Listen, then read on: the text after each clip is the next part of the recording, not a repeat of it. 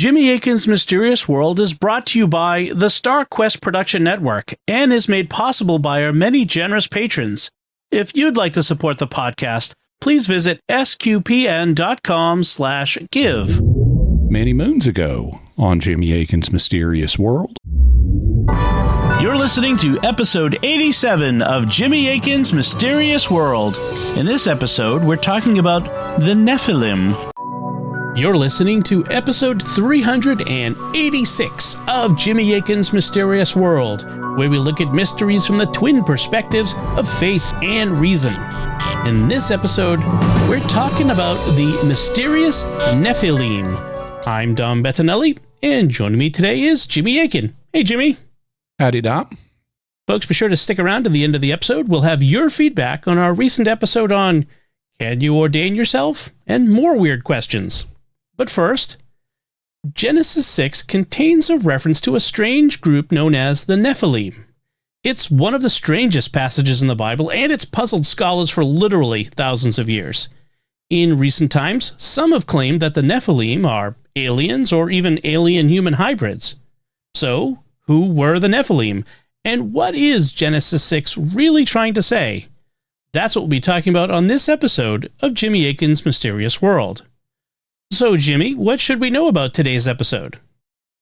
Today's episode is an update on a mystery that we've looked at before.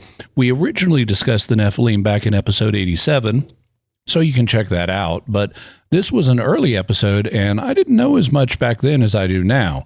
So we'll be including new information in this episode, including a biblical argument I wasn't previously aware of, and that I think makes it basically certain who the Nephilim were understood to be in the New Testament. We've also discussed the Nephilim in multiple additional episodes since episode number 87, originally released on Friday, March 6th, 2020, just as COVID was breaking out. In episode 243, we discussed giants, including the biblical giants or Nephilim. In episode 319, we looked at the Book of Jubilees, which covers the Nephilim. In episode 323, we looked at the Book of Enoch, and in episode 324, we looked at the Book of Watchers, which is the first part of the Book of Enoch, and both of those cover the Nephilim. So we've actually discussed them a number of times. And where are the Nephilim mentioned in the Bible?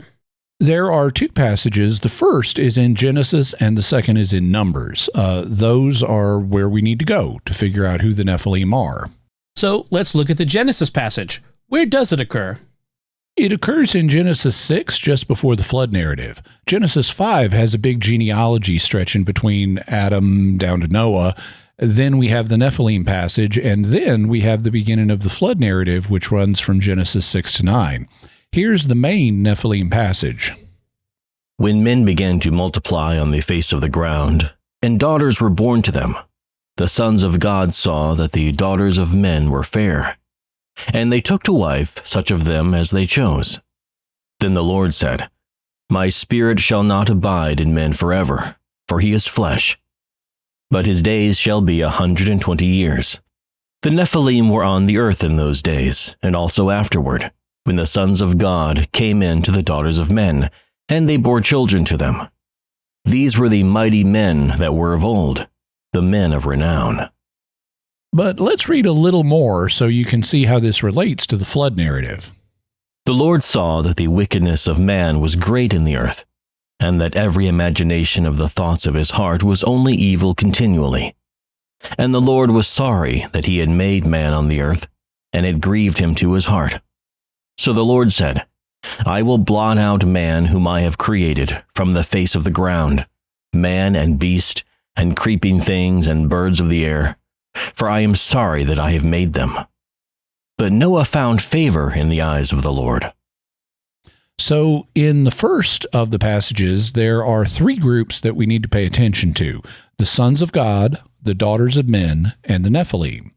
We'll need to come back and discuss each of these three groups, so bear them in mind. For the moment, note that the text says that the Nephilim were on the earth in those days and also afterwards. In the course of the passage, God makes a dramatic statement. His spirit will not always abide with man, and his days will be 120 years. Then, in the second passage we heard, God sees that man has become very wicked, and he decides to blot out mankind, except for Noah, and decides to send the flood. The statement about limiting man's days to 120 years and the statement about wiping out mankind seem to be related. Many scholars have proposed that this should be understood in light of the fantastic ages that are attributed to the pre-flood patriarchs who are said to have lived for hundreds of years. The idea would be that God has decided to shorten the human lifespan to 120 years, explaining why people don't live as long as they did before the flood. In support of this idea, you can point out that the ages of biblical figures do start decreasing after the flood, but it's a gradual decline, and there isn't an immediate drop to 120 years. Also, even if this passage has nothing to do with the decrease in the human lifespan, the author of Genesis would need to include a decline somewhere in the book to explain why people don't live that long today, to connect the prodigious ages of the patriarchs with later, much shorter ages. And there are further problems with this idea. First, if the passage is about the decrease in lifespan, it's not reflected in the ages of the post-flood patriarchs in Genesis. I mean, consider Abraham, Isaac, and Jacob. They lived to respectively 175, 180, and 147 years of age. Each is way over 120. Second, none of the figures mentioned in Genesis live 120 years. But if that's what the passage meant, we'd expect somebody to be described as living to that age, even more than one person. Third, after God makes this declaration, the text does not turn to the subject of the patriarchs and their ages. Instead, it turns to the story of the flood. And so I tend to favor a proposal that's been made by other scholars in which God says man's days will be 120 years, meaning that that's how long it's going to be until the flood comes. The 120 years is thus a grace period that God has given mankind before the judgment that its sins are bringing about. And what happens during that grace period? Well, God has Noah build the ark so that the righteous of the human race can be saved. There's even a hint in the New Testament that this may be the correct interpretation of the passage, because Peter refers to how God's patience waited in the days of Noah during the building of the ark. That could be a reference to the 120-year grace period. I can't 100% rule out the decreased lifespan interpretation, but I don't think we should fall into it reflexively. In any event, Genesis 6 says that the Nephilim were on the earth in those days, that is, before the flood, and also afterwards, meaning after the flood. And evidence for them being in the land later on is found in the Book of Numbers, which may be what the author or editor of Genesis is setting up with the reference. Before we move on, a lot of people will be wondering about the amazing ages of the early figures in Genesis. What should we make of those? Well, some people take them fully literally. Others have speculated that time was measured differently way back then, so that a year was a much shorter period, maybe something like a month. The problem is that we don't have evidence for the Hebrew term for year changing its meaning. Also, it wouldn't explain why the ages gradually decrease. If you just had one length of a year and another length of a year, there ought to be a sudden drop when the linguistic shift is made. Most scholars think that, like other things in early Genesis, these ages are symbolic and aren't meant to be taken literally. Instead, they're a way of showing the greatness of the ancients. I favor this view since there are clues in the text that suggest the ages contain symbolic elements. For example, the biblical patriarch Enoch lives for 365 years, the exact number of days in a solar year, before God takes him to heaven. That use of 365 suggests a literary figure of some kind.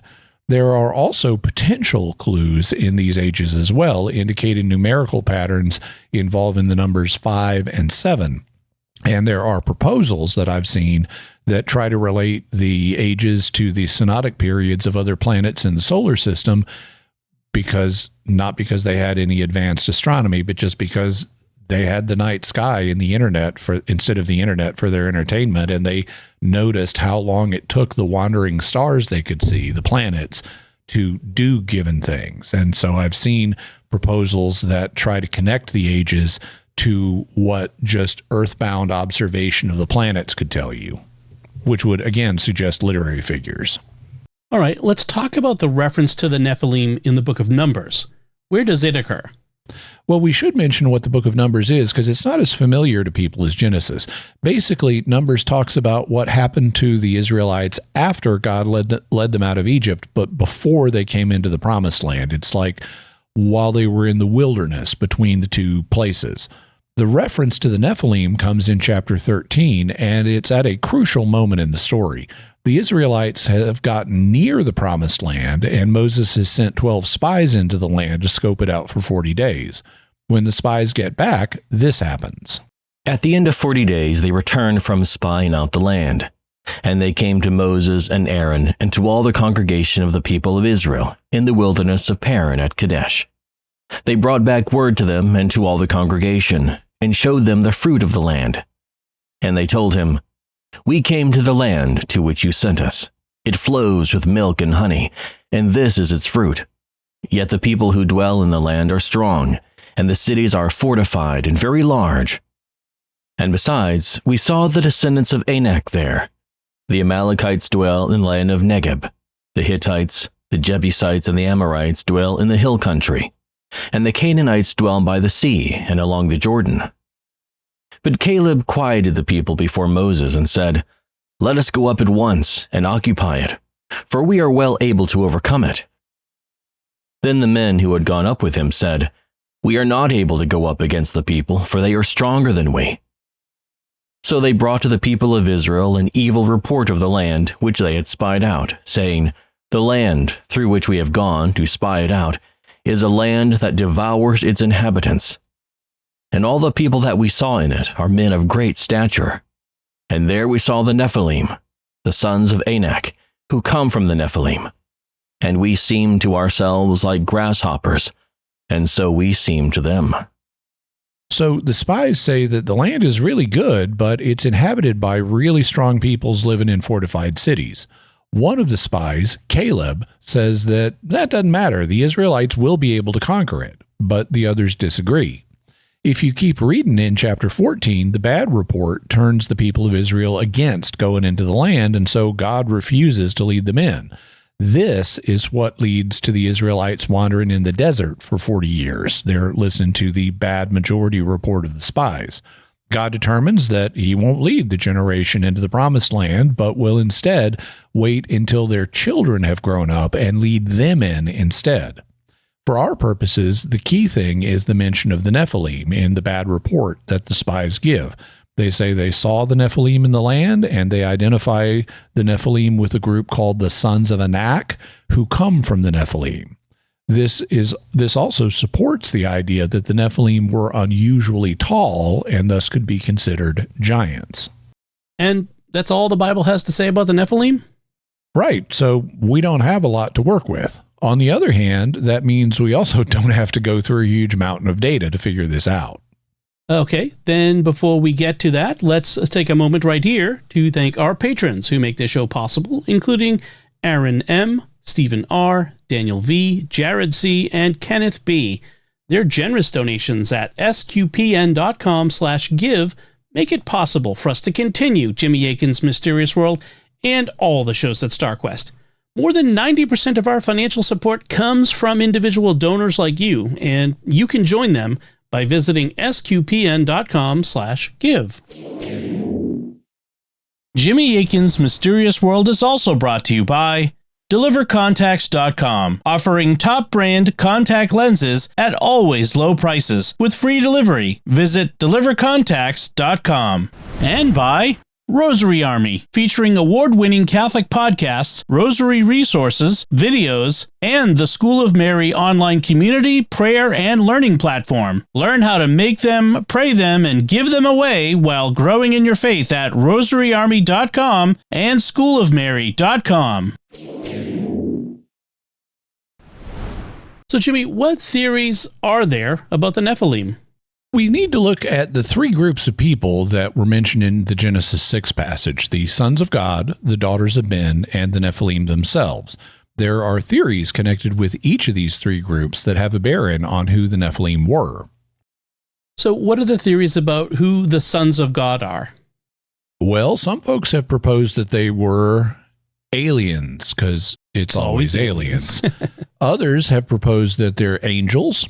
Some of them have proposed that they're human rulers, and some of them have proposed that they're Sethites, or descendants of Adam and Eve's son Seth. And what are the theories about who the daughters of men are?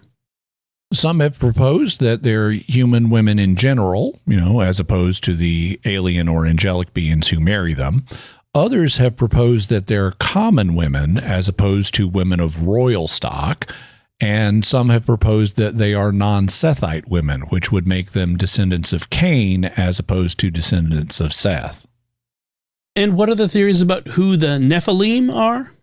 Some have proposed that they're the same as the sons of God. Some have proposed that they're children that the sons of God had with the daughters of men, and some have proposed that they're an unrelated group that has no connection to the sons of God and the daughters of men. So what can we say about all this from the reason perspective? What about the theory that the sons of God were aliens? This idea has been proposed by a lot of people in the ancient astronaut community, that is, people who believe that aliens have been visiting Earth from ancient times and affecting our development. There are a lot of potential variations on this theory, but here we're going to be focusing on ideas that were from a particular individual named Zecharia Sitchin. He's probably done more than anyone else to popularize the idea that the Nephilim were connected with aliens. Sitchin was an author of best-selling books like The 12th Planet. He was born in 1920 in Azerbaijan in the Soviet Union, but he moved to the U.S. and passed on to his reward in 2010 in New York City at the age of 90. Professionally, he was an economist and a journalist, but later in life, he held himself out as an expert in Sumerian texts, and this is what made him famous. Sitchin claimed to have translated ancient Sumerian texts and discovered that they portrayed contact with an extraterrestrial civilization. Specifically, he claimed that they revealed that there is an additional planet in our solar system, which he counted as the 12th planet, after the traditional 9 plus the sun and the moon for a total of 11. He claimed that the Sumerians called this planet Nibiru, and that it's on a highly elliptical orbit that causes it to swing into the inner solar system every 3,600 years. He claimed that it's inhabited by a race the Sumerians called the Anunnaki, and every time it swings through the inner solar system, they have the opportunity to visit Earth. According to Sitchin, the Anunnaki have visited Earth repeatedly and interfered with our development. In his book, The 12th Planet, Sitchin claimed that the sons of God, the Nephilim, and the Anunnaki are all references to the same group. Here's a sketch of Sitchin's theory from Wikipedia. According to Sitchin, Nibiru was the home of a technologically advanced, human-like extraterrestrial race called the Anunnaki in Sumerian myth, who Sitchin states are called the Nephilim in Genesis. He wrote that they evolved after Nibiru entered the solar system, and they first arrived on Earth probably 450,000 years ago, looking for minerals, especially gold, which they found and mined in Africa. Sitchin states that these gods were the rank-and-file workers of the colonial expedition to Earth from planet Nibiru.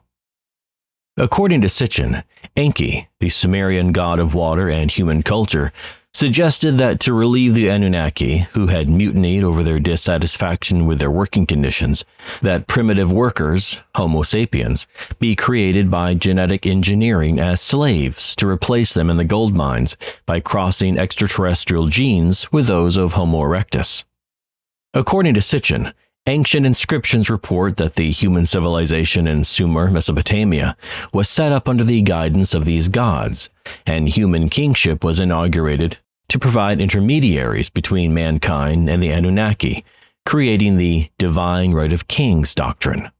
So that's what Sitchin claimed. What evidence does Sitchin cite for his theory about the Nephilim?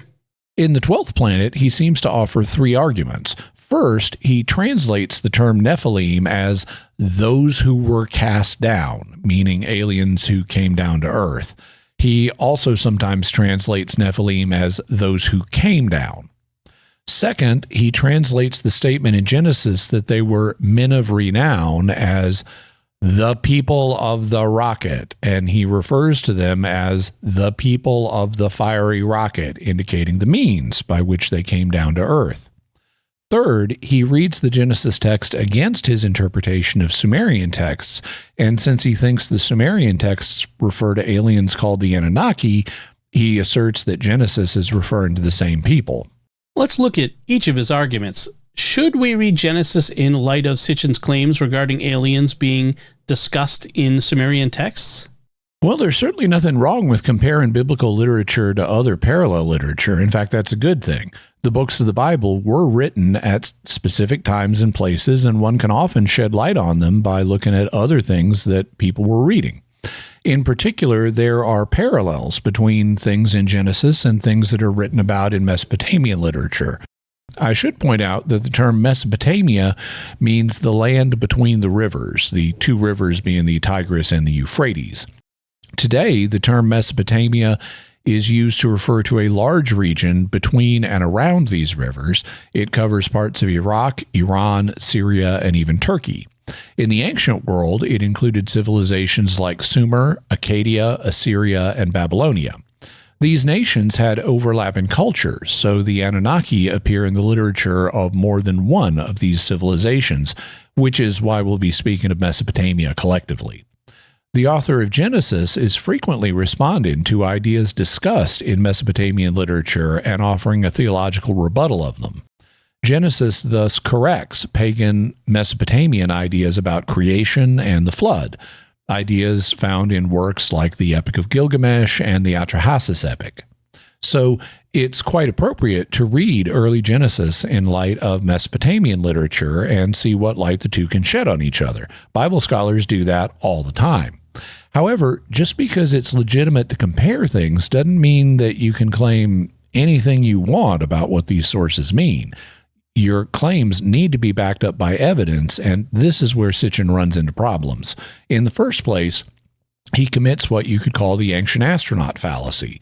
In essence, this involves interpreting ancient documents as involving extraterrestrials when the evidence does not warrant doing so. I mean, could people in the past have seen aliens and interpreted them as gods or monsters? Well, sure, but where's the evidence for this? It's one thing to propose an idea and another thing to back it up with evidence. All too often, people seize on superficial similarities without critically cross-examining their ideas. Sometimes they even take things as evidence of ancient aliens that demonstrably deal with something else. For example, back in episode 43, I talked about the claims that there are UFOs in medieval pictures of the crucifixion, where there are what look like little spaceships with a person in them on each side of the cross. People without a background in art history have taken this as evidence that people in the Middle Ages were encountering aliens, but art historians familiar with these images know what they really are.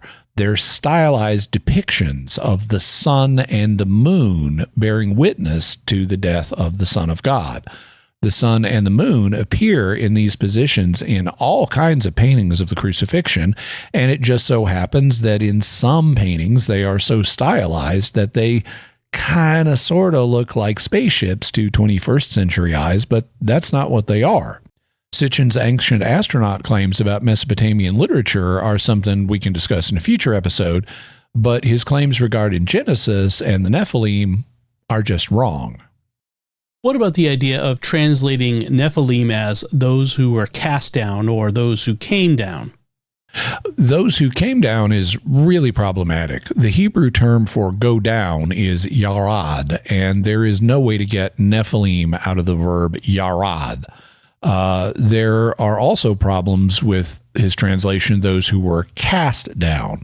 This is an example of Sitchin fudging something that is an otherwise possible translation. To cast something means to throw it. So if Nephilim meant those who were cast down, it would mean those who were thrown down, thrown down by somebody. But being thrown down is different than simply falling down. If I say the apple fell down, it may have done so on its own, like if it just falls off a tree. But if I say Joe threw the apple down or Joe cast the apple down, I'm implying that someone, Joe, actively caused the apple to move down by actively throwing it. Well, here's the thing. Many scholars have proposed that Nephilim is a noun taken from the Hebrew verb nafal, which means to fall. If that's where Nephilim comes from, then the term would mean the fallen ones. That's close to, but not quite the same thing as those who were cast down. So this is an example of Sitchin Fudgin, a possible translation. However, even if you propose the fallen ones as your translation of Nephilim, there are problems with it. The first, as the biblical scholar Michael Heiser pointed out, is that the word isn't spelled the way you would expect in Hebrew. By the ordinary rules of Hebrew, you'd convert the verb nafal to the noun nephulim or nophelim, but not to the Nephilim that we read in the Masoretic text of the Hebrew Bible. Consequently, he and others have suggested that Nephilim isn't based on the Hebrew verb nafal, but on the Aramaic word naphilah, which means giants. And that's the way the translators of the Septuagint, the Greek Old Testament, understood the term. When they translated Genesis 6, they used the word gigantes, which means giants, for Nephilim. They did the same thing in Numbers 13:34. And note that the context of Numbers 13 supports this reading, even in Hebrew, because when the spies came back, they said that the promised land contained men of great stature, and that we seemed to ourselves like grasshoppers, and so we seemed to them. So there are quite good reasons to see the Nephilim not as fallen ones, but as giants. In that case, Sitchin is simply wrong, and this is confirmed by how the Nephilim were understood in Second Temple Jewish literature. In the Book of Jubilees, the Nephilim are giants, and they are the children of giants in First Enoch. One question about the term giants. How big are we talking here? Oh, not as big as you might think. For more on this, check out episode 243 on giants. Today, we often think of giants as being huge, 12, 20, or 50 feet tall, like in the movies Attack of the 50-Foot Woman or The Amazing Colossal Man. But that's not automatically the case, including in ancient literature. The average person in the ancient world was just a little more than 5 feet tall. Their nutrition was different than ours, and they didn't grow as tall. And anybody notably taller was someone that could be considered a giant by ancient standards, even if they were just 6 feet tall or even 7 feet tall. In fact, if you've ever seen the show Twin Peaks, there is a character who is referred to as the Giant, played by Carol Stryken. He also played Lwaxana Troy's assistant, Mr. Hom, in Star Trek: The Next Generation, and he was only 7'2". So you don't have to be superhumanly enormous to be considered a giant from the perspective of ordinary people. Carol Stryken could be the giant, even though he was only a little more than 7 feet tall. What about Sitchin's idea of translating the men of renown as the people of the rocket? Hoo boy. In Genesis 6, the phrase translated men of renown is Anshe Hashem, which would literally mean men of the name or men of name. Shem is an ordinary Hebrew word meaning name. It has nothing to do with rockets. In fact, biblical Hebrew does not even have a word for rocket. Modern Hebrew does. In modern Hebrew, til means missile and raketah means rocket. But there is no word for rocket in biblical Hebrew. I did a full-text electronic search of Halot, the Hebrew and Aramaic lexicon of the Old Testament, which is the standard scholarly reference work, and the word rocket does not appear in it even once. There's just no term for this. To get people of the rocket out of men of the Shem, Sitchin has to propose a completely unknown meaning for Shem. Instead of translating it the normal way as name, he makes an elaborate and bizarre argument based on entirely different languages, Sumerian and Akkadian. He claims the Hebrew Shem is based on the word Shemu in these other languages, and he identifies the syllable mu as an oval-topped conical object and as something that rises straight. He then identifies the syllable shu as a relative pronoun, meaning that which. He then claims that Shumu means that which is a mu, or skyborne vehicle or rocket. All of this is nonsense. It's just linguistic nonsense. We know what meanings Shumu had in Sumerian and Akkadian, and none of them fit what Sitchin claims. Despite his claims, Sitchin apparently had no training in these languages, and he's just completely off base here. We'll have a link to a page by Michael Heiser where he goes into why. In any event, Shem is just the Hebrew word for name, and so men of the Shem just means men of name or men of renown. If Sitchin's argument for his views aren't convincing, is there evidence against them? Biblical scholars are quite open to the idea that there's a Mesopotamian background to Genesis 6, and we'll be discussing that background as we go along, but no biblical scholars of any perspective, doesn't matter whether they're Protestant, Catholic, Jewish, atheist, agnostic, nobody buys Sitchin's claims. Neither do scholars of Mesopotamian literature. In particular, there is no evidence that the group called the Anunnaki are the same as the Nephilim. The first thing to note is that they have different and unrelated names. Anunnaki and Nephilim are not derived from the same roots. Of course, it's always possible for one culture to have another name for the same group, but most of the time, when you have unrelated names, you're talking about unrelated groups. To propose that they are the same, you need evidence, and that's what Sitchin doesn't have. Genesis 6 and Numbers 13 contain all the biblical data about the Nephilim, and it's very little.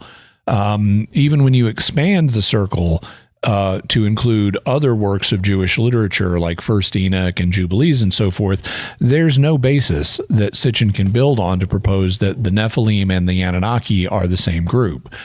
What we do know about the two groups doesn't fit. In Mesopotamian mythology, the Anunnaki are a group of deities. The accounts of them vary widely, and in some accounts, there are 9 of them. In other accounts, 50 or 300 or even 600 Anunnaki. In some accounts, they are created by the Sumerian deity An, but in other accounts, they're created by the Babylonian deity Marduk. In some accounts, they're pictured as dwelling in heaven, on the earth, or in the underworld, where the dead are. In some accounts, they seem to judge the dead. Given this vagueness, it would be really hard to link them to any specific group. But one thing that is clear is that they are a group of deities.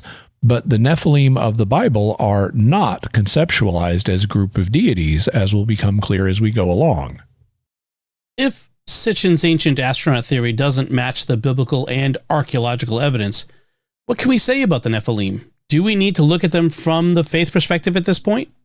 Well, not yet. At this stage, we're trying to figure out what the biblical texts dealing with the Nephilim mean, and that's no different than trying to figure out the meaning of any ancient text, like, the ones from Mesopotamia.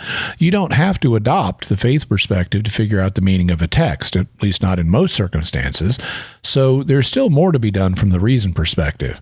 In particular, we need to see what reason has to say about the way the biblical text treats the 3 groups we mentioned: the sons of God, the daughters of men, and the Nephilim themselves. What would reason say about the meaning of the sons of God in Genesis 6? The term sons of God can mean a bunch of different things. In polytheistic cultures that believe in many deities, it could be a reference to literal sons of God, heavenly beings who were the biological children of the high God.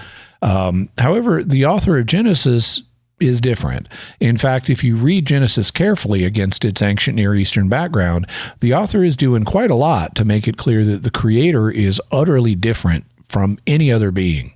That's why in Genesis 1, he doesn't even use the words for the sun and the moon when God creates them. He only describes them as great lights, one to rule the day and one to rule the night.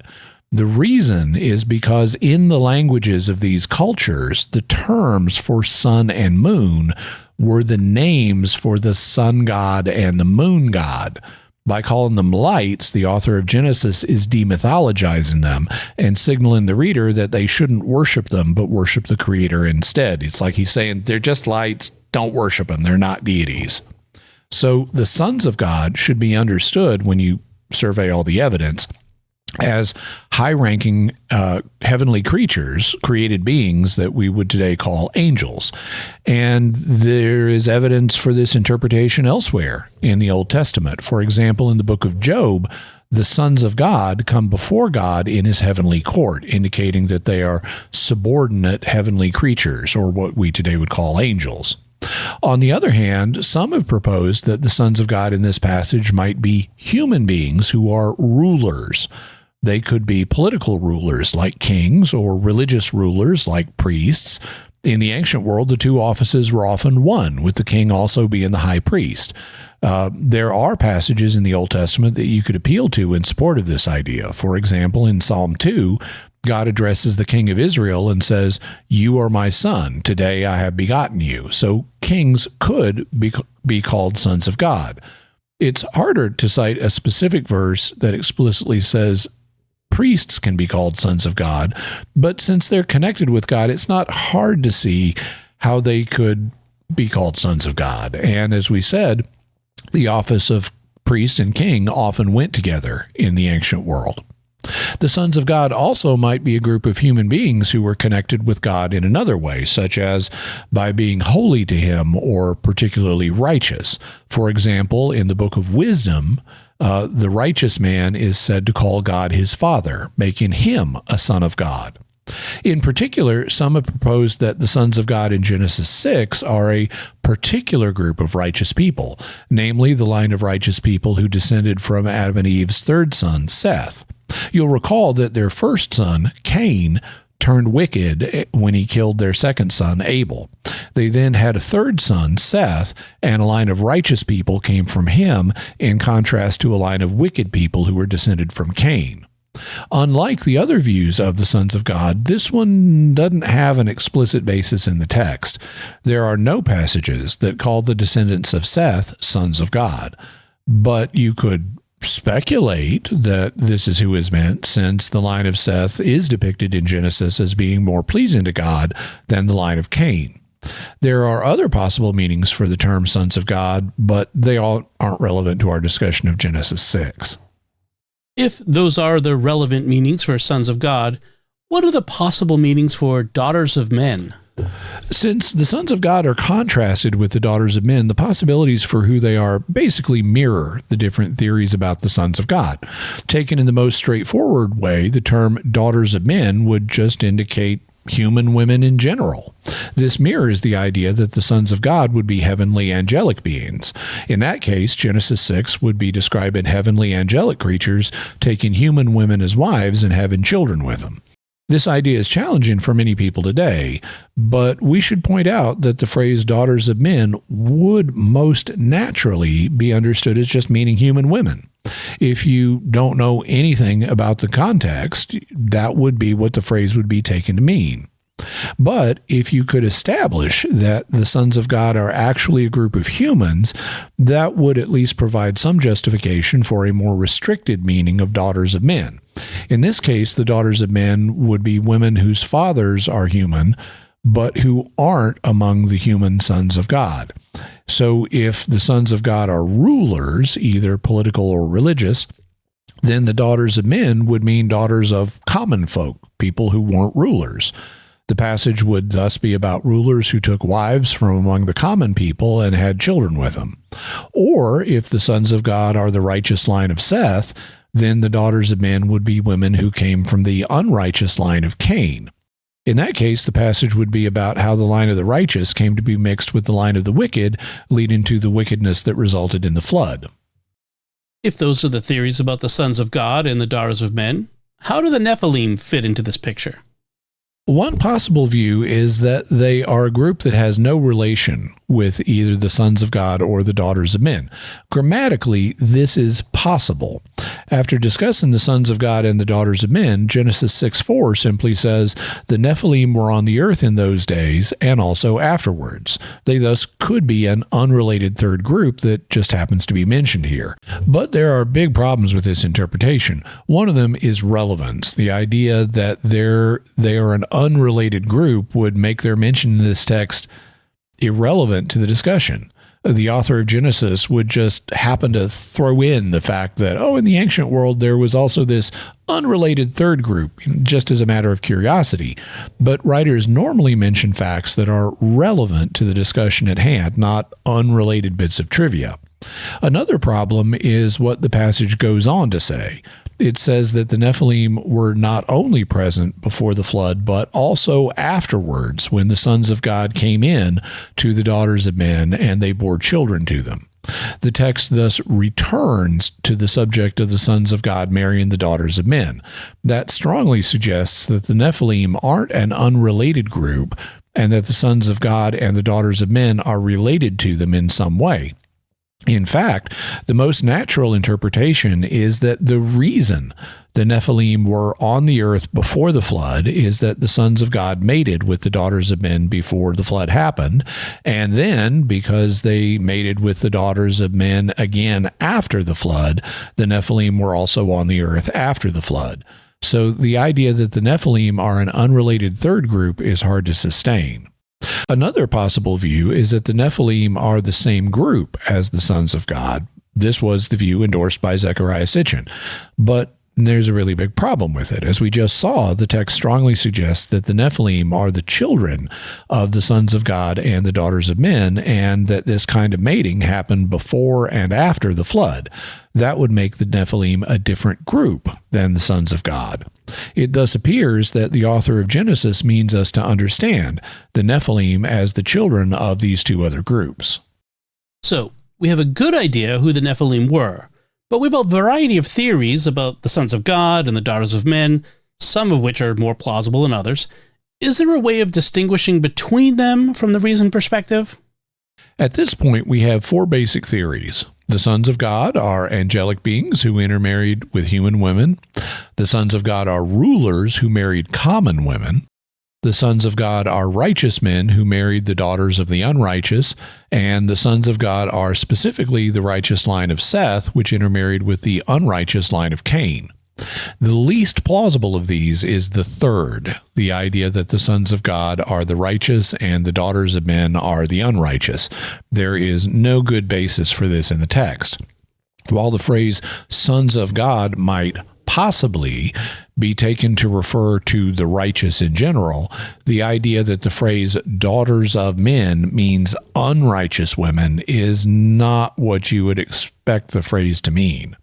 Also, the Nephilim would be the children of these two groups, and there is no reason why the children of righteous men and unrighteous women would be either giants or men of renown. They would be ordinary at best. The next most implausible interpretation is the fourth one, the idea that the sons of Seth intermarried with the daughters of Cain.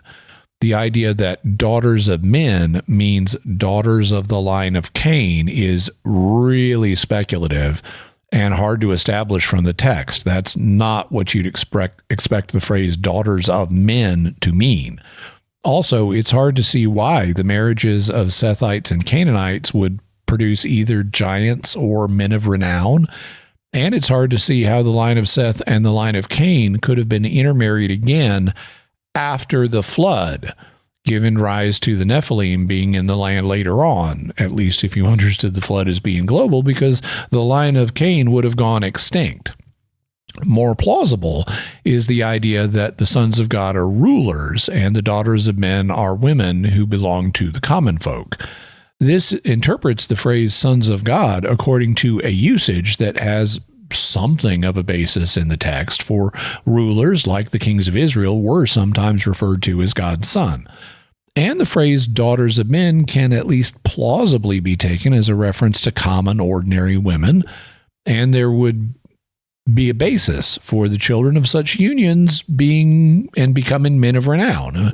Royal princes have high social standing and thus renown.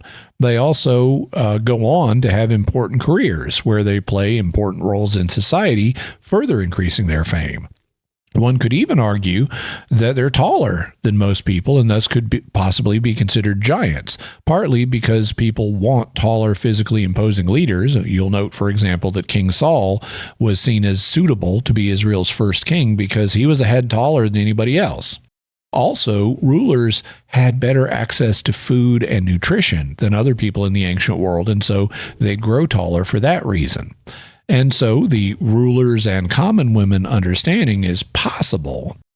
But in terms of what the text likely means from the reason perspective, the idea that the sons of God are angelic beings and the daughters of men are human is where the evidence really points. That idea fits with a well-established Old Testament meaning of sons of God. In fact, the term sons, plural, of God clearly means heavenly created beings in the Old Testament.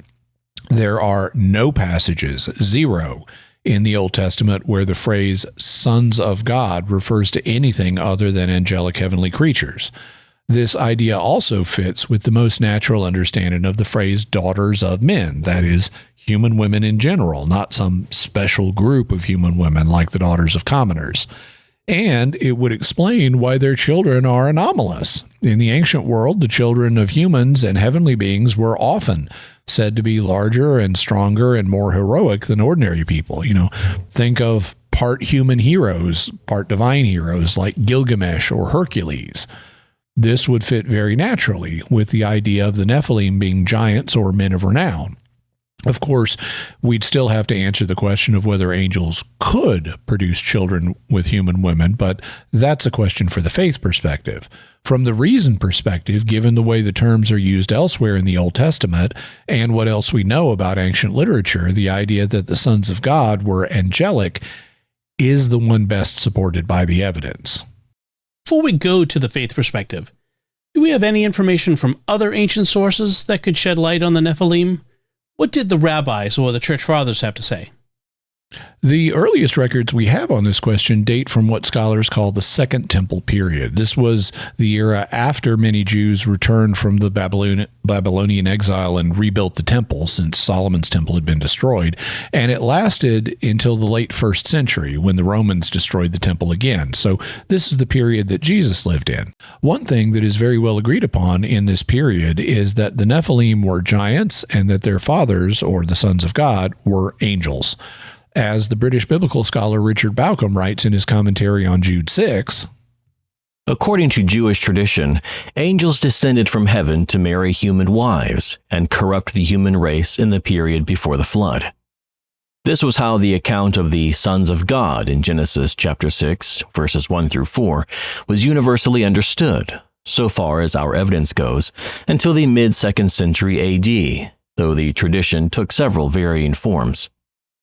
From the time of Rabbi Simeon ben Yohai in the mid-2nd century AD, the traditional exegesis was replaced in Judaism by an insistence that the sons of God were not angels but men.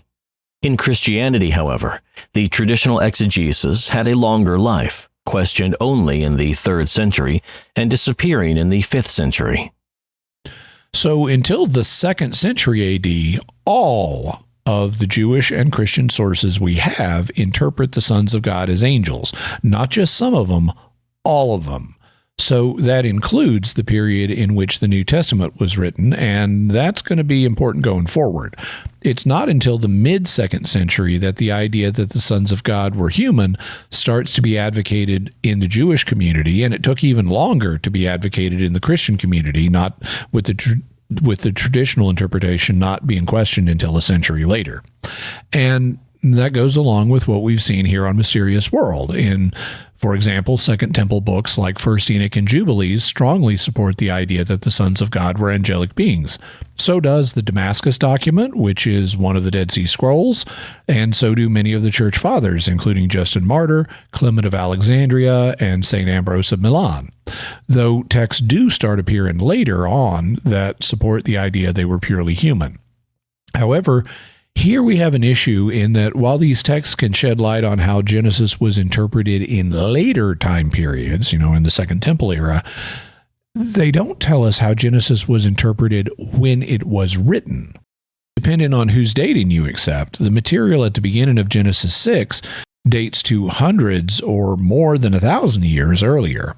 And what would be really helpful for us to figure out how it was originally understood is not material written long after Genesis, but material written before it. Do we have any such material?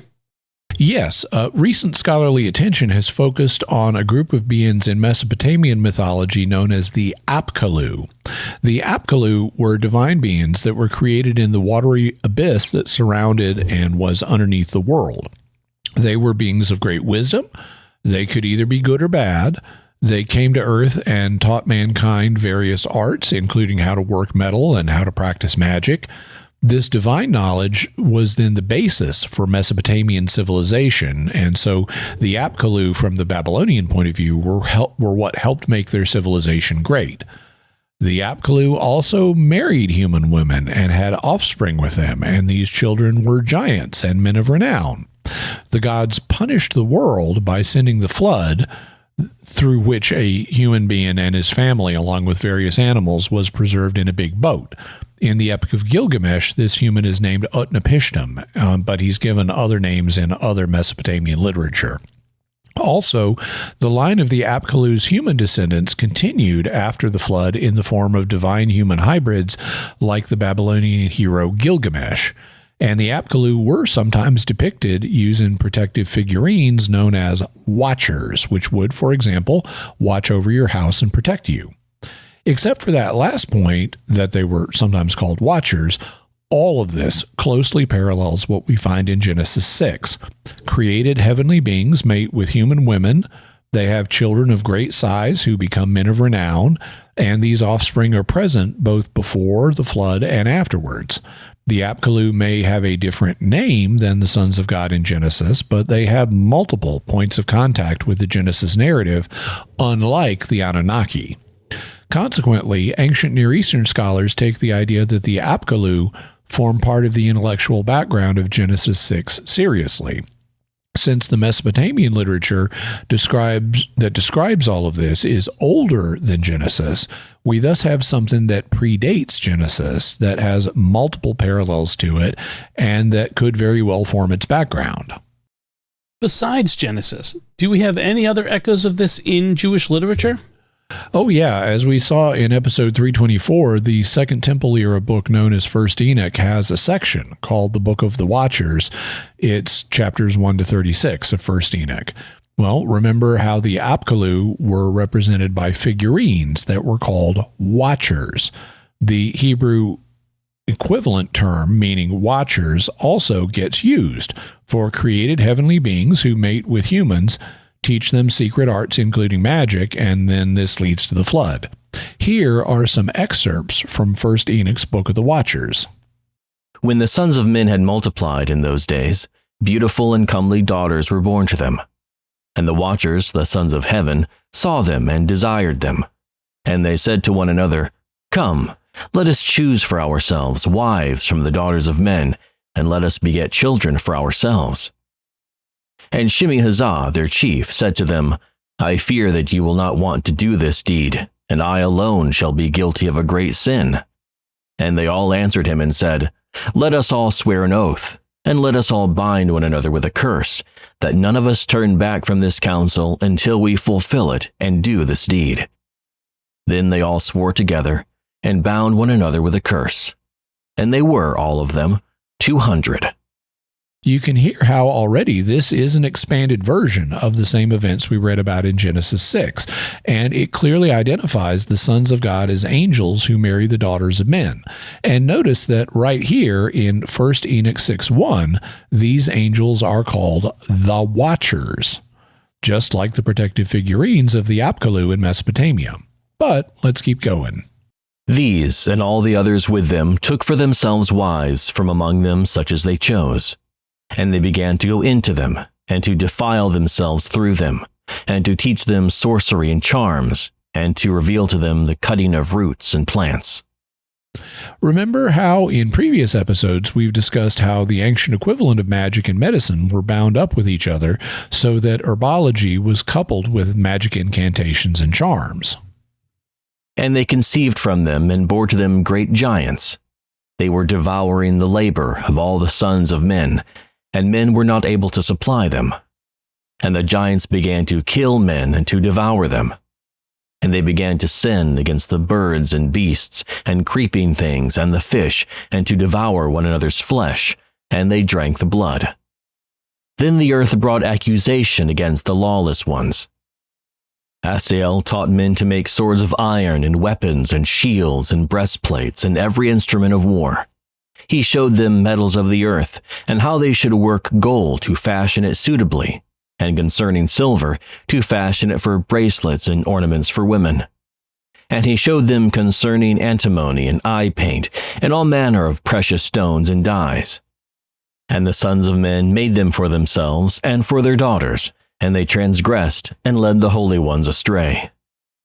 And there was much godlessness on the earth, and they made their ways desolate. Shemi-Hazah taught spells and the cutting of roots. Hermone taught sorcery for the loosing of spells and magic and skill. Barakel taught the signs of the lightning flashes. Kokabel taught the signs of the stars. Zekel taught the signs of the shooting stars. Ardakof taught the signs of the earth. Shamziel taught the signs of the sun. Sariel taught the signs of the moon. And they all began to reveal mysteries to their wives and to their children. And as men were perishing, the cry went up to heaven. So these angels are corrupting the world by teaching men arts like metalworking so that they can make weapons and do warfare, and also ways to beautify women and further the cause of lust, as well as teaching them magic and astrology. And the world becomes full of violence and wickedness, just like in Genesis 6 right before the flood. But the good angels up in heaven take note of this. Then Michael and Sariel and Raphael and Gabriel looked down from the sanctuary of heaven upon the earth, and saw much blood shed on the earth. All the earth was filled with the godlessness and violence that had befallen it. And approaching, they said to the Lord of the ages, "You are the God of gods, and Lord of lords, and King of kings, and God of the ages. They have gone in to the daughters of the men of earth, and they have lain with them, and have defiled themselves with the women. And they have revealed to them all sins, and have taught them to make hate-inducing charms. And now look, the daughters of men have borne sons from them, giants, half-breeds. And the blood of men is shed on the earth, and the whole earth is filled with iniquity. And now look, the spirits of the souls of the men who have died make suit, and their groan has come up to the gates of heaven." Then the Most High declared, and the great Holy One spoke. And he sent Sariel to the son of Lamech, saying, "Go to Noah, and say to him in my name, hide yourself, and reveal to him that the end is coming, that the whole earth will perish. And tell him that a deluge is about to come on the whole earth, and destroy everything on the earth." This is very clearly an expanded version of the events of Genesis 6, but note that it involves the same ideas that are found in Mesopotamian literature. Created heavenly beings come to earth, teach mankind technical arts, and marry human women, resulting in giants as offspring. Since we have the same concepts in the Mesopotamian literature before Genesis, and the same concepts in Jewish literature after Genesis in the Second Temple period, that strongly suggests that these ideas were preserved through the intervening centuries and inform the background of Genesis. The surrounding cultural context thus strongly suggests from the reason perspective that we're meant to understand the sons of God as heavenly angelic beings. And this isn't just First Enoch. This is the standard interpretation of who the sons of God were in all of the literature of the period. And we see the same elements both before and after Genesis. We see the Apkallu in Mesopotamia before Genesis, and the same elements in Jewish literature after Genesis. The difference is that in Mesopotamia, the Apkallu were seen as the good guys who taught the Babylonian civilization. But the Jewish authors understand them as bad guys who taught mankind corrupting skills. And in both cases, they fathered giants by human women before the Great Flood. Then let's shift to the faith perspective. Are there any texts in the New Testament that could confirm this understanding? Yes, and this is something I didn't realize way back when we did episode 87. This is something I've learned since then. I'd long read the Bible, but the significance for this subject of a pair of verses in Jude had not yet leaped out at me. However, in recent times, I was rereading Jude, and it hit me like a ton of bricks. I then immediately checked multiple commentaries on Jude and found the same thing acknowledged by numerous biblical scholars from numerous different schools of thought. Now, here's the story. The author of Jude, who was a relative of Jesus, is warning his readers about certain false teachers in the Christian community. He says the false teachers are going to be punished by God, and he provides a set of parallels by naming 3 groups of people who were punished by God in the Old Testament. The 3 groups were the unbelieving generation that left Egypt in the Exodus and had to then wander in the desert for 40 years until they died, a group of angels who did not keep their place in heaven, and the inhabitants of Sodom and Gomorrah. Here's the passage in question. Jude writes, "Now I want to remind you, although you once fully knew it, that Jesus, who saved a people out of the land of Egypt, afterward destroyed those who did not believe. And the angels who did not stay within their own position of authority, but left their proper dwelling, he has kept in eternal chains under gloomy darkness until the judgment of the great day.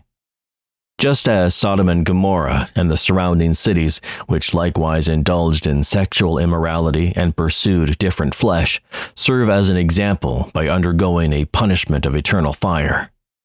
Now, the first of these examples, the generation that left Egypt, doesn't concern us. Although if you want to hear about the Exodus event, we devoted episode 40 to that topic, and we'll be looking at other aspects of it in the future. For our purposes, the most important of these examples is the second, the angels who did not stay within their own position of authority, but left their proper dwelling. So these are angels who left their proper dwelling in heaven. And Jude says that God is keeping them in eternal chains under gloomy darkness until judgment day. Well, okay, fine. But, hypothetically, that could describe any group of angels that has fallen. They're not in heaven anymore. So can't we figure out anything about this group of angels in particular? Well, we can. And the key to doing that is the third example of Sodom and Gomorrah, because it says that they likewise indulged in sexual immorality and pursued different flesh. Some translations say other things like they pursued unnatural desire, but what it literally says in Greek is different flesh or other flesh, which is going to be important. The thing to note at the moment is that Jude says that they likewise indulged in sexual immorality and pursued different flesh. That means that if the Sodomites likewise did something, then somebody else did it too. And in context, the preceding reference is to the angels who didn't stay in heaven. So the angels who didn't stay in heaven indulged in sexual immorality, and the Sodomites likewise indulged in sexual immorality. Only it's more than that, because the translation I've been using for this passage uses just the single word likewise, but this is actually a 4-word phrase in Greek. And if you translate that 4-word phrase literally, it would mean in the same manner as these, with the word these making the reference to the angels who didn't remain in heaven even clearer. There's also the other matter of the flesh, the different flesh. And it's important to translate that literally because it brings out a subtlety in what Jude is talking about. Now, the thing is, the men of Sodom today are most famous for attempting homosexual rape. In Genesis 19, 2 angels came to Sodom disguised as men, and the men of Sodom wanted to rape them. Now, there are plenty of condemnations of homosexual sex in the Bible, but if you study this passage carefully, Jude is thinking about a different aspect of the situation. Think about that word different in different flesh. In Greek, the word is heteros, which means different or other, in contrast to homos, which means the same. In fact, that's where we get the terms heterosexual and homosexual. Heterosexual means relations with the other sex, and homosexual means relations with the same sex. So why does Jude use heteros, different or other, in this passage if he's making a point about the homosexuality of the act? In that case, he should use homos, meaning the same. They went after the same flesh, male flesh, instead of the different or female flesh that they should have gone after. But here, Jude says they went after different flesh. So what was different about the flesh of the people that the Sodomites tried to rape? It wasn't different in sex, for the angels appeared to be men. It was different in species, because they were really angels. As Richard Bauckham notes, as the angels fell because of their lust for women, so the Sodomites desired sexual relations with angels. The reference is to the incident in Genesis chapter 19, verses 4 through 11. Sarkos heteros, strange flesh, cannot, as many commentators and most translations assume, refer to homosexual practice, in which the flesh is not different, heteros. It must mean the flesh of angels. The sin of the Sodomites, not strictly of the other towns, reached its zenith in this most extravagant of sexual aberrations, which would have transgressed the order of creation as shockingly as the fallen angels did. There are plenty of passages dealing with homosexual behavior in the Bible, but in this passage, Jude is bringing out a different aspect of what the men of Sodom did. They unknowingly tried to violate the natural order in an even greater way by trying to have sex with angels, which is the same offense that the angels who didn't stay in heaven had done by coming down and mating with human women. Jude is thus bringing out an ironic parallel between the two groups. Angels did not stay in their own position of authority, but left their proper dwelling, and the Sodomites, in the same manner as these, indulged in sexual immorality and pursued different flesh. So both the angels who had left heaven and the men of Sodom pursued sexual immorality involving different flesh, or the flesh of another species. Now, what is Jude referring to when it comes to the angels? Well, it's obviously the story recorded in Genesis 6. That's the only place in the Bible that can be understood as angels coming down and mating with humans. So just like all the rest of Jewish and Christian literature from this period, Jude understands the sons of God in Genesis 6 to be angels. And this isn't just my conclusion. It's widely held across commentators on Jude from multiple perspectives. Because if you think carefully about the text, it is obvious that Jude is alluding to the story preserved in Genesis 6. But how can that be? Could an angel really impregnate a human woman? Well, this is the first thing that modern people tend to think of, because we live in an age in which progressive revelation and doctrinal development have clarified that angels are immaterial beings. They don't natively have bodies the way we do. So this strikes us as an immediate metaphysical problem. How could this even be possible? But we have to read texts in light of when they were written. And Genesis and other texts that we've looked at were written before progressive revelation and doctrinal development had made it clear that angels are immaterial. So this didn't strike them as an immediate metaphysical problem. Instead, it struck them as a moral problem, not as something that could not happen, but as something that should not happen. Well, once we figured out what a text meant to its original author and audience, as we have here, then we need to figure out how we can understand it. So let's look at the case against the idea of it being possible for angels mating with human women.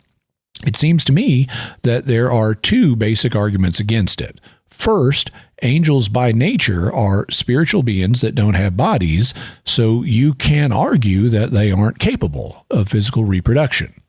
Second, you can argue that because they're naturally disembodied, they wouldn't want to engage in physical reproduction. I mean, physical creatures find other members of their own species attractive because it's God and evolution's way of encouraging them to reproduce and propagate their species. But they don't usually want to try to reproduce with members of other species. And as spiritual beings that don't need to reproduce at all, angels shouldn't have any reproductive desires. Can these two arguments be answered? Well, I think they can. I've never been impressed by the first argument that they wouldn't be capable of reproduction. The Bible depicts angels taking human form, and in some passages it's clear that these forms are understood as physically interacting with the world and doing things that ordinarily bodies are capable of doing. For example, in Genesis 18 and 19, 2 angels eat a meal with Abraham, and the same 2 angels then go to Abraham's nephew Lot and eat a meal with him. And they, at one point, grab him with their hands and pull him back inside the house when he's being threatened by the men of Sodom. If angels can assume human forms capable of eating meals and grabbing people and dragging them inside, I can't rule out that their assumed physical forms aren't capable of things like reproduction. And even if the assumed forms themselves aren't capable of reproduction, that doesn't mean they couldn't accomplish it in other ways. I mean, angels are clearly psychokinetic. They have mind over matter, and they use that ability to execute judgment on the wicked. They're even capable of manipulating microorganisms psychokinetically, like when David wickedly takes a census and an angel spreads a plague in Israel and is about to strike Jerusalem with it in 2 Samuel 24. Even if the human forms that angels take on don't have function in reproductive organs, they could still psychokinetically procure the needed germ cells and even alter their genetic code to produce larger than usual offspring. After all, if we, with our clumsy human science, can resequence genes, the angels should be able to do so given their even greater knowledge and power. In fact, the idea of demons stealing human germ cells to use in reproduction was Thomas Aquinas' opinion on the matter. He considered the possibility of some humans being born as the result of demonic activity, and he said, "If some are occasionally begotten from demons, it is not from the seed of such demons, nor from their assumed bodies, but from the seed of men taken for the purpose. As when the demon assumes first the form of a woman and afterwards of a man. Just as they take the seed of other things for other generating purposes, as Augustine says, so that the person born is not the child of a demon, but of a man."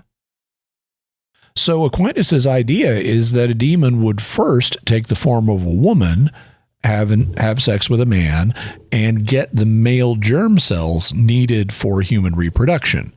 The demon would then take a walk on the wild side, flip genders, take the form of a man, and impregnate a woman using these cells.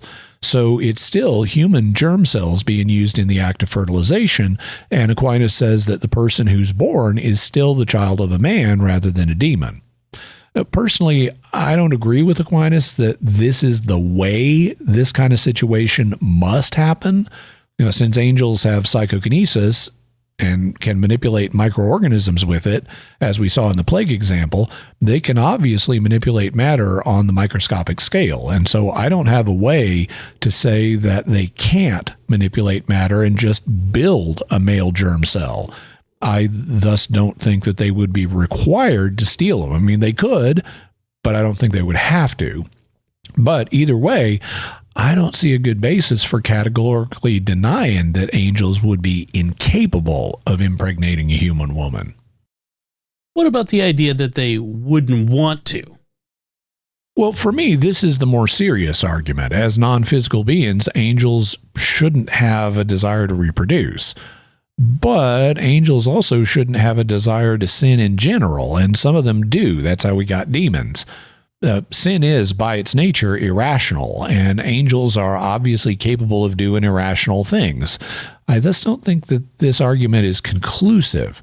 We know that good angels sometimes take a human form and live for a time as if they were human so that they can carry out God's will. Well, maybe bad angels sometimes take human form and live for a time as if they were human so that they can violate God's will. And maybe that's the attraction for them. It isn't that the human women themselves were attractive to the angels. It's the idea of defiling beautiful things in God's creation, and that's what turns them on. Or who knows, if the human forms that they assume are, like Data, fully functional, maybe they have the ordinary physical desires that go along with that physical form when they're in human form, and they thus find the idea of human reproductive behavior attractive like humans do. Or maybe it's both. They both feel attractions while in human form, and they want to defile beautiful things in God's creation. So I don't think the argument that they just wouldn't want to do this is conclusive either. Does that mean you're comfortable with the idea that angels might be able to mate with humans? Oh, no, it doesn't. I just think the arguments that it can't or wouldn't happen are inconclusive.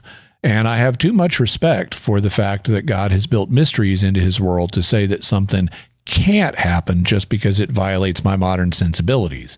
But your mileage may vary. And if you think that this absolutely could not happen, well, I'm not going to tell you that you're wrong, because I also can't prove the reverse. You may well be right. You'll get no argument from me.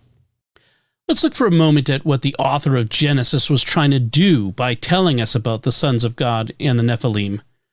Why does he include this story? Like a lot of things in early Genesis, he seems to be providing an answer to the pagan ideas that were present at the time. This is something that you have to study ancient cultures to pick up on, but once you've done that, it's really obvious. Like when you know that the names for the sun and the moon were the names of the sun god and the moon god, it suddenly becomes obvious why the author of Genesis just says the sons of God, the sun and the moon, are big lights and omits their names.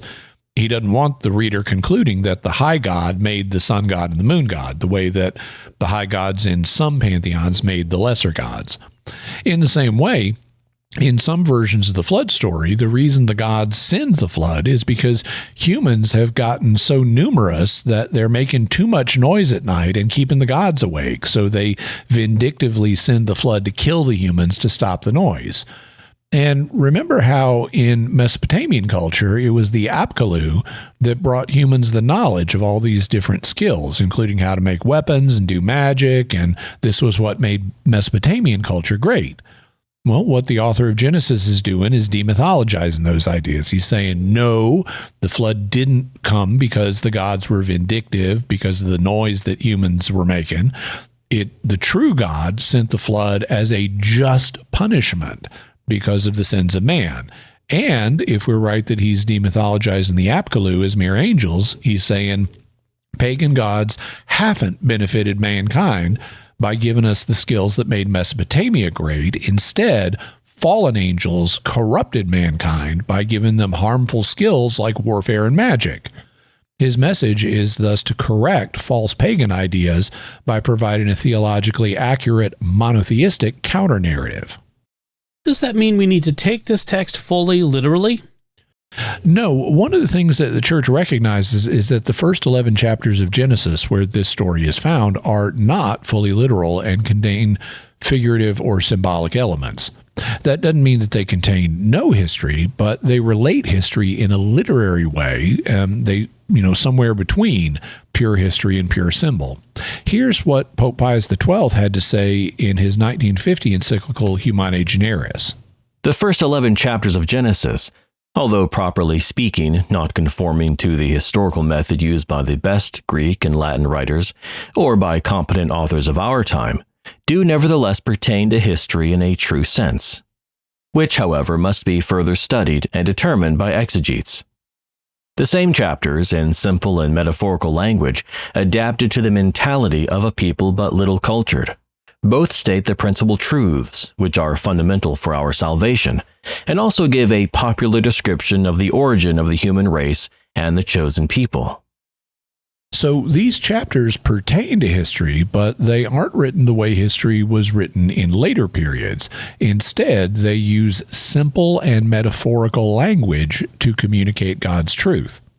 The Catechism of the Catholic Church applies this principle to the first 3 chapters of Genesis when it says, God himself created the visible world in all its richness, diversity, and order.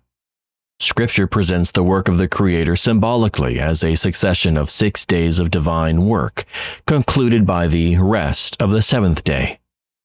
The account of the fall in Genesis 3 uses figurative language, but affirms a primeval event, a deed that took place at the beginning of the history of man. Revelation gives us the certainty of faith that the whole of human history is marked by the original fault freely committed by our first parents. So according to the Catechism, Genesis 1 presents the work of the Creator symbolically as a succession of 6 days, And Genesis 3 presents the fall in a way that uses figurative language, but affirms a primeval event, a deed that took place at the beginning of the history of man. The church hasn't said how we're to interpret the events of Genesis 6, but the same principle should apply. It pertains to history in some way, but it also likely does so in a way that uses simple and more metaphorical language that expresses some things symbolically and in figurative language.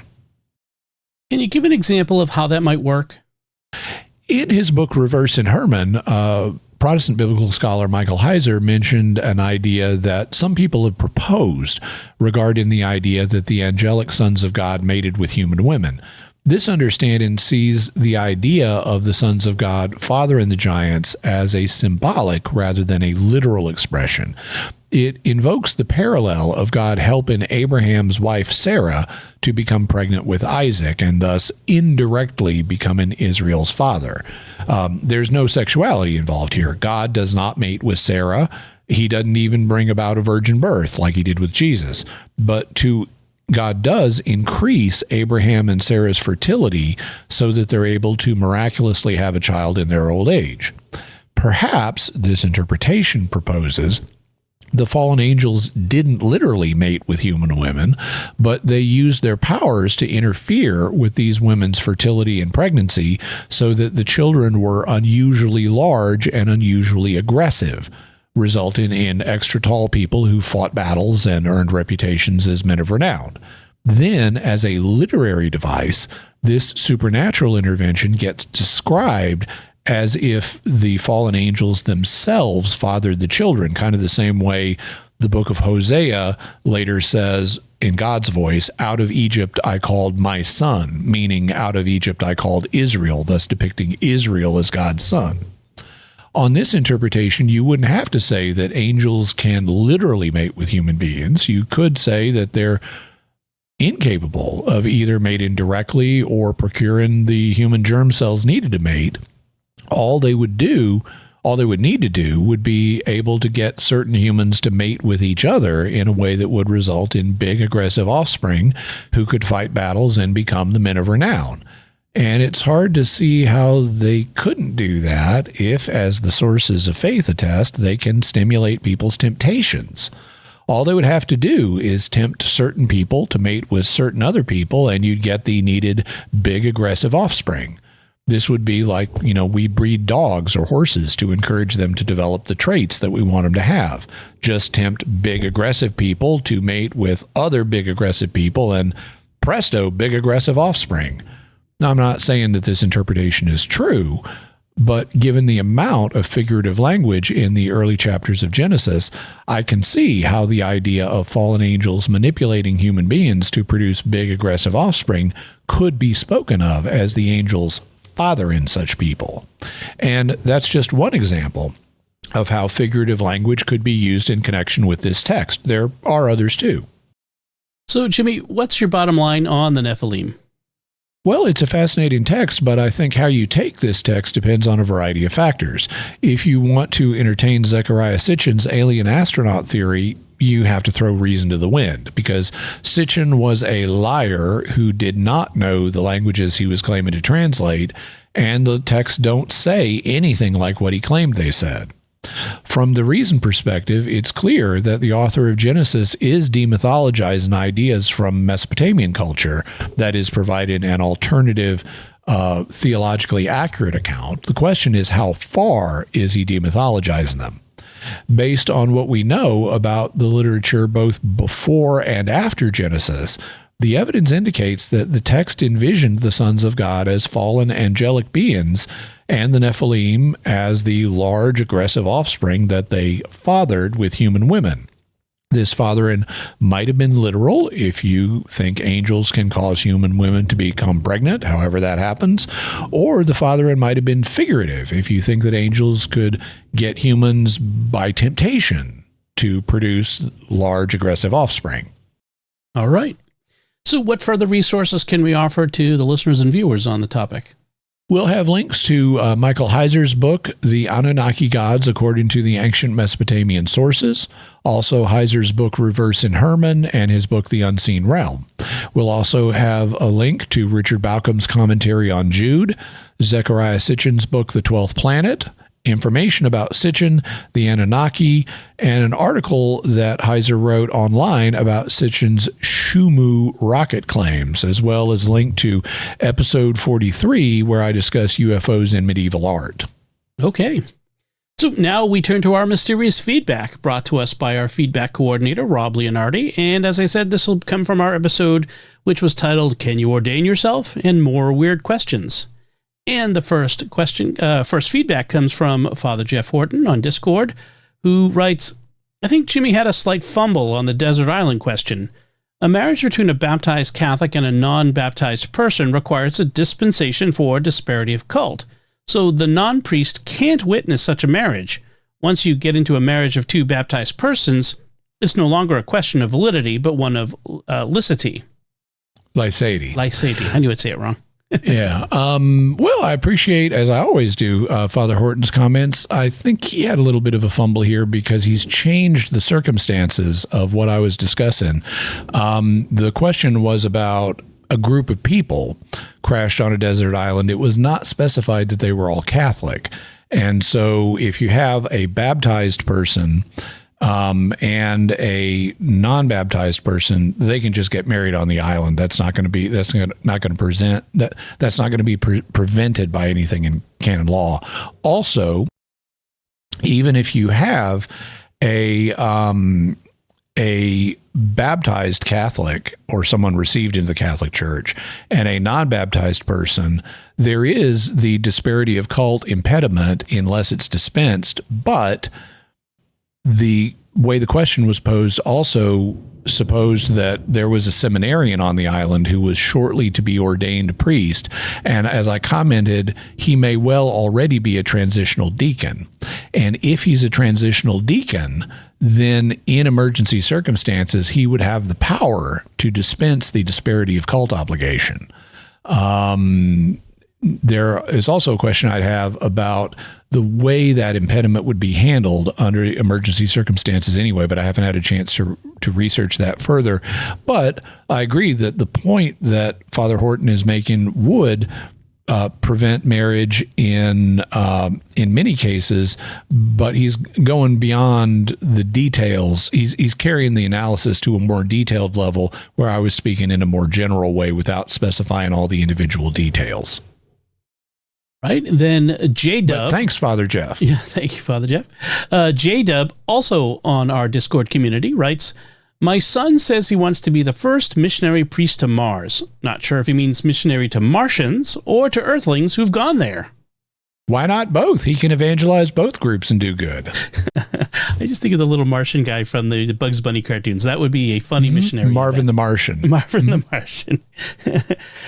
Star Traveler 3157 on YouTube writes, I feel guilty sometimes because Protestants and the Orthodox are always accusing me of my belief in purgatory. But yet this concept of toll houses originates from the Orthodox.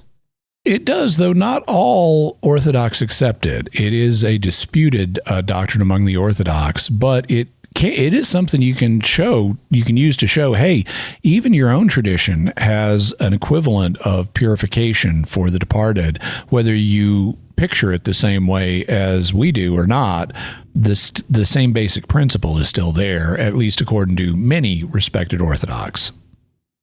Then Divine Mercy Catechesis on YouTube writes, for the Middle Earth question, I do know that in Tolkien lore, there is this idea that most of the races are have either died out or are in hiding by biblical times, since the universe is supposed to be a mythology of England, leaving only the race of men.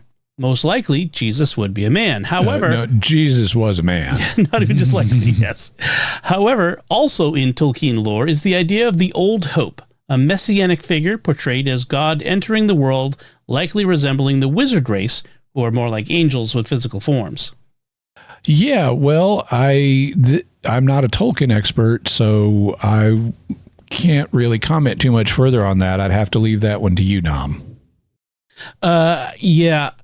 that's a pretty deep cut in Tolkien lore. So I'm not going to really wade into that one myself. There are those who are even deeper Tolkien experts than me. I'd have to leave that to them. So thank you, Divine Mercy Catechesis, for that. So that does it for our feedback. And now it's time to hear from you. What are your theories about the mysterious Nephilim? Let us know by visiting sqpn.com or the Jimmy Akin's Mysterious World Facebook page, sending us an email to feedback@mysterious.fm, sending a tweet to @mys_world, visiting the StarQuest Discord community at sqpn.com/discord, or calling our mysterious feedback line at 619-738-4515. That's 619-738-4515.